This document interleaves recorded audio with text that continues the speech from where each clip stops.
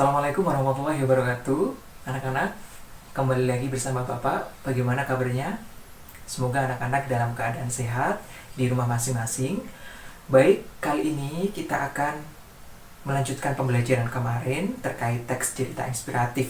Namun, kali ini kita berbeda kompetensi dasar. Hari ini kita akan menelaah struktur, kaidah kebahasaan, dan isi dari teks cerita inspiratif.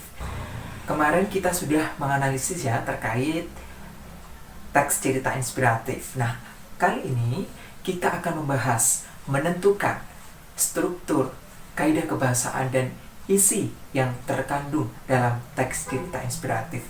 Nah, kenapa sih kita harus mengetahui struktur, kaidah, dan isi dari teks cerita inspiratif agar kita tahu isi yang terdapat pada teks cerita inspiratif? Langsung saja, yang pertama adalah struktur.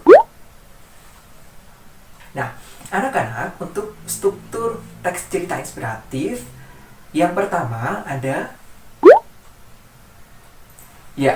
orientasi. Nah, unsur yang pertama yaitu orientasi, yaitu tahapan pengenalan atau penyituasian, biasanya berisi tentang latar belakang tokoh, pengenalan tokoh, dan latar belakang cerita dari teks cerita inspiratif. Selanjutnya yaitu ada yang kedua adalah bagian rangkaian peristiwa. Nah, bagian rangkaian peristiwa ini dimulai dari awal terjadinya sebuah peristiwa yang sampai pada puncak permasalahan dari teks cerita inspiratif tersebut. Itu adalah struktur yang kedua, yaitu bagian rangkaian peristiwa. Yang ketiga yaitu komplikasi. Nah, struktur yang ketiga yaitu komplikasi. Nah, tahapan komplikasi ini adalah tahapan puncak dari peristiwa yang dikembangkan pada tahap rangkaian peristiwa sampai masalah tersebut ditemukan jalan keluarnya. Itu adalah struktur yang ketiga yaitu komplikasi. Yang keempat yaitu resolusi. Nah, struktur yang keempat, resolusi, merupakan tahapan penyelesaian masalah dari komplikasi struktur yang ketiga tadi. Yang terakhir yaitu yang kelima, yaitu koda, struktur yang terakhir.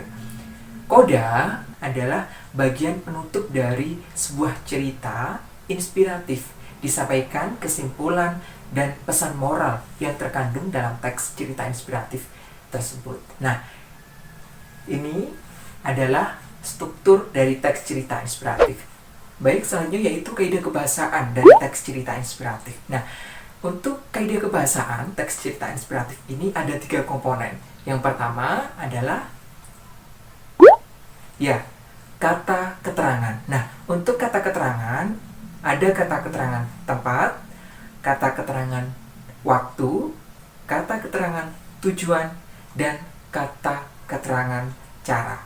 Nah, untuk kata keterangan tempat, kita bisa menggunakan misalnya kata di, ke, dan dari.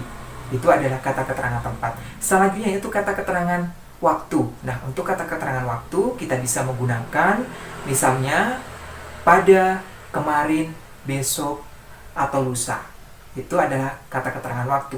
Selanjutnya yaitu kata keterangan tujuan. Nah, untuk kata keterangan tujuan, kita bisa menggunakan misalnya untuk, supaya, dan agar. Nah, itu keterangan tujuan. Selanjutnya yaitu ada keterangan cara. Untuk keterangan cara kita bisa menggunakan kata misalnya dengan dan secara. Itu adalah kata keterangan cara. Nah, itu adalah kebahasaan yang pertama dari teks cerita inspiratif. Yang selanjutnya atau yang kedua yaitu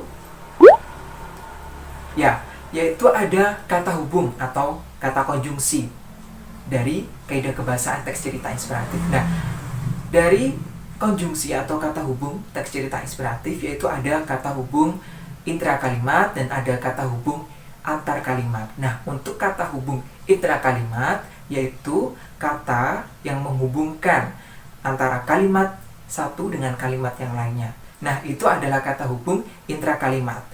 Sedangkan kata hubung atau kata konjungsi dari antar kalimat yaitu kata yang menghubungkan satuan-satuan kata dengan kata atau klausa dengan klausa dan frasa dengan frasa. Nah, itu adalah kata hubung atau konjungsi dari antar kalimat. Kaidah kebahasaan teks cerita inspiratif selanjutnya yaitu kalimat majemuk setara dan kalimat majemuk bertingkat. Nah, untuk kalimat majemuk setara kita bisa menggunakan contohnya, dia terjatuh di danau dan koran dagangannya berantakan. Nah, itu adalah contoh dari kalimat majemuk setara. Sedangkan untuk kalimat majemuk bertingkat, contohnya, akan tetapi dia sadar bahwa dia tidak mungkin seperti itu. Nah, itu adalah kalimat majemuk setara dan kalimat majemuk bertingkat. Nah, itu adalah kaidah kebahasaan dari teks cerita inspiratif.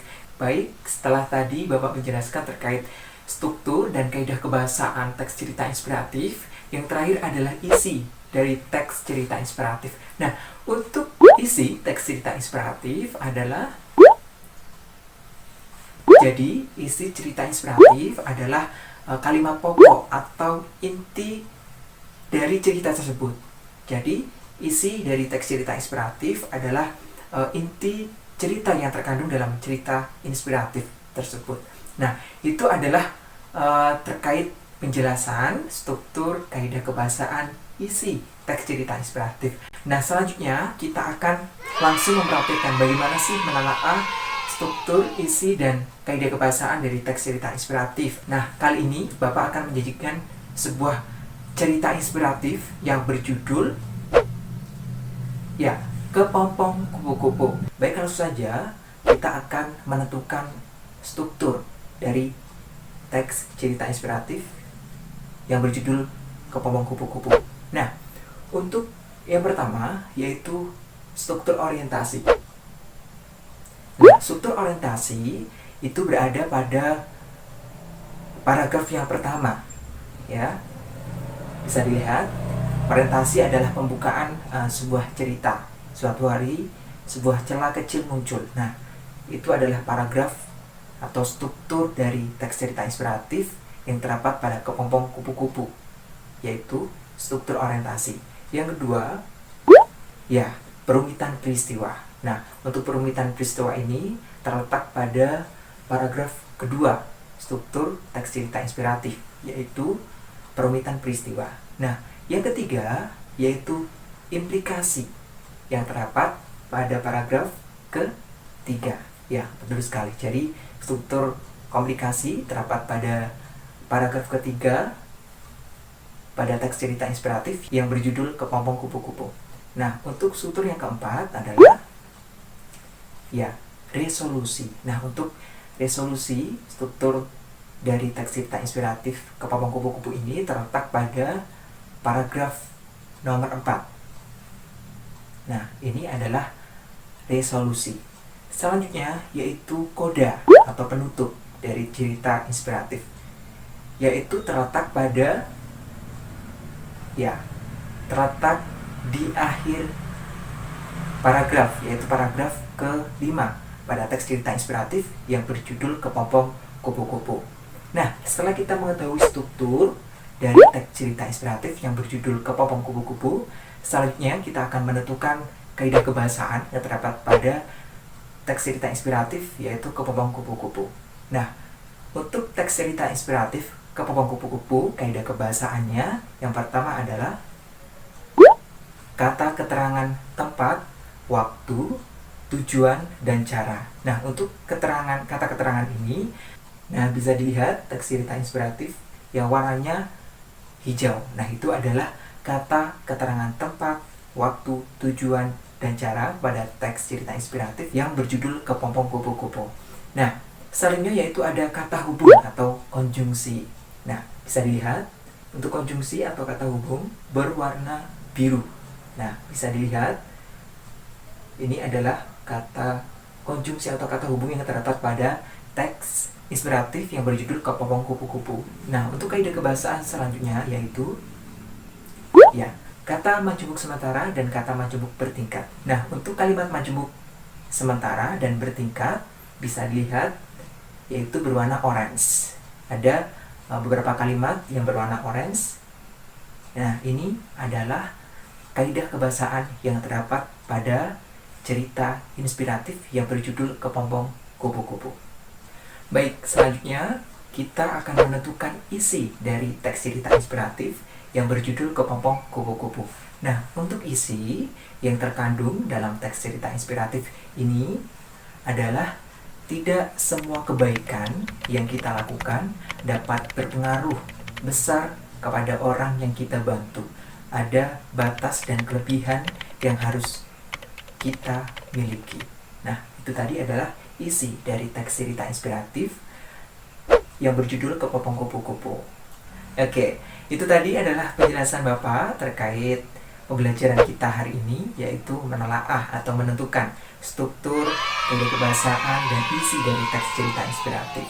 Semoga anak-anak bisa paham dan bisa mempraktekkan sendiri menelaah atau menentukan struktur, kode kebahasaan, dan isi dari teks cerita inspiratif. Baik, terima kasih. Wassalamualaikum warahmatullahi wabarakatuh.